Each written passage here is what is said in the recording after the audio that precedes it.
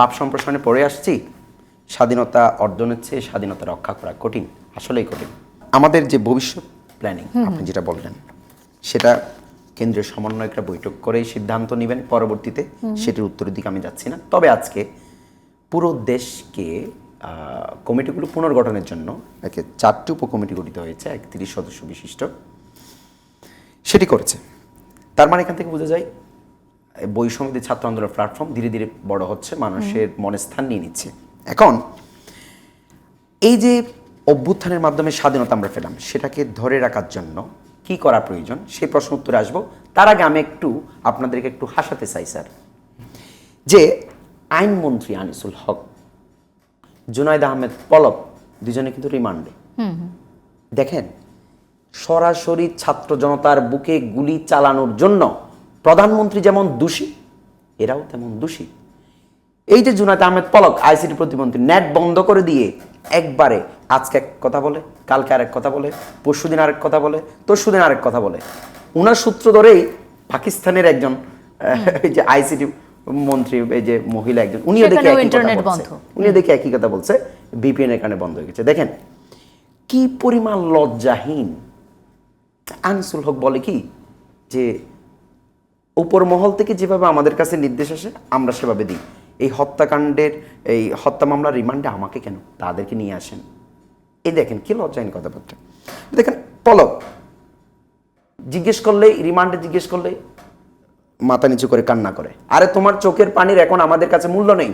আমাদের কাছে মূল্য শহীদ মুগ্ধর মায়ের চোখের পানি, আমাদের কাছে মূল্য শহীদ ওয়াসিম আকরামের মায়ের চোখের পানি, আমাদের কাছে মূল্য শহীদ আবু সাইদের মায়ের চোখের পানি, আমাদের কাছে মূল্য শহীদ তানবীর মায়ের চোখের পানির মূল্য।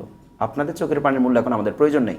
1500+ ছাত্র জনতা, নিরহ ছাত্র জনতা, নিরস্ত্র ছাত্র জনতা, তাদের চোখের পানি আমাদের কাছে এখন বেশি মূল্য। প্লিজ এরকম ডং মস্কারি ছাত্র জনতার কাছে আপনারা এটা করবেন না। অবশ্যই রিমান্ডে যথাযথ জিজ্ঞেস করবে, যথাযথ উত্তর দিবেন, উপযুক্ত শাস্তি আপনারা বহন করবেন, প্রকৃতি আপনাদেরকে ছাড় দিবে না। এই যে এইগুলো হলো একটা লজ্জাহীন ব্যাপার। এখন আমি আমার প্রশ্নের উত্তরে চলে আসি। এই ছাত্র জনতার যে অভ্যুত্থান, স্বাধীনতা, সেটাকে রক্ষা করার জন্য কি করতে হবে? আমরা তো বাপ সম্প্রসারণে পড়ে আসছি, স্বাধীনতা অর্জনের চেয়ে স্বাধীনতা রক্ষা করা কঠিন, আসলেই কঠিন।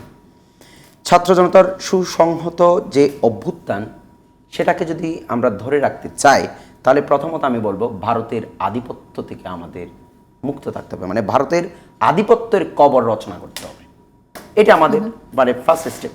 আমাদের সমন্বয়করা এই কথা বলছেন, ভারতের আধিপত্য থেকে যদি আমরা মুক্ত রাখতে পারি দেশকে, তাহলে এই যে স্বাধীনতার সুফল, সেটা বিনষ্ট হবে না। এখন সেই হিসেবে আমি বলতে চাই, এই দেশ আমার, এই দেশ আপনার, এই দেশ সবার। সুতরাং এই দেশকে বাঁচানোর জন্য নিঃস্বার্থভাবে আপনারা এগিয়ে আসুন, এটা আমাদের প্রত্যাশা।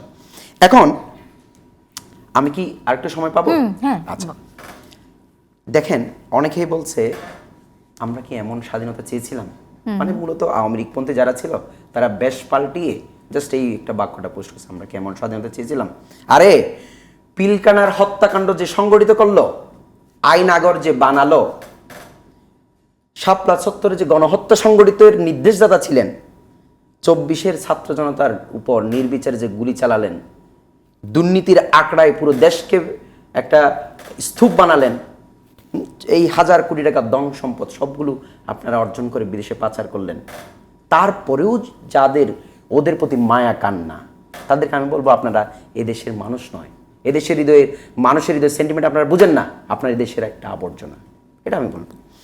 এখন মূলত বৈষম্যবিরোধী ছাত্র আন্দোলনের প্ল্যাটফর্ম বিশ্বাস করে এমন একটি বাংলাদেশ বিনির্মাণ হবে, যে বাংলাদেশের পূর্ব আকাশে নতুন একটি সূর্য উদিত হবে, যে সূর্য সবাইকে সমানভাবে আলো দিবে, কাউকে বঞ্চিত করবে না, যেখানে কোনো মারামারি থাকবে না, হানাহানি থাকবে না, লুটপাট থাকবে না, টেন্ডারবাজি থাকবে না, চাঁদাবাজি থাকবে না, অস্ত্রবাজি থাকবে না, কিশোর গ্যাং থাকবে না।